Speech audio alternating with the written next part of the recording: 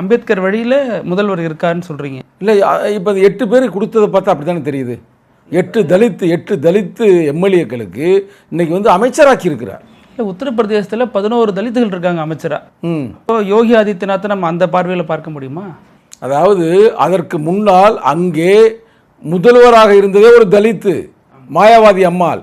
அப்போ அவ்வளோ சீக்கிரத்தில் அவங்கள வந்து நீங்கள் விட்டுட்டு நீ செய்ய முடியாது. ஏன்னா அங்கே அதிகமான விழுக்காடு தனிப்பட்ட முறையிலேயே ஏறக்குறைய 42.5 விழுக்காடு தலித்துகள் மட்டுமே இருக்கிறார்கள்.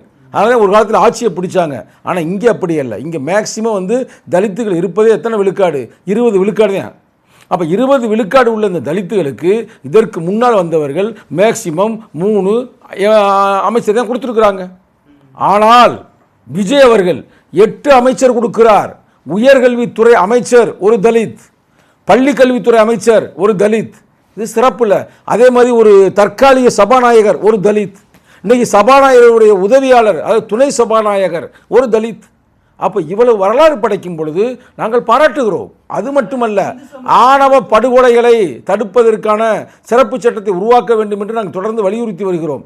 அந்த வகையில் கவினுடைய படுகொலைக்கு காரணமான அந்த பெண் மகளை யாரு, அந்த ஒரு போலீஸ் எஸ்ஐ கைது பண்ணவே இல்லை கடந்த ஆட்சியாளர்கள். நான் பல முறை சொல்லியிருக்கிறேன், எங்கள் தலைவர் பல முறை சொல்லியிருக்கிறார். இன்னைக்கு வந்தமே கைது செய்திருக்கிறார்கள்.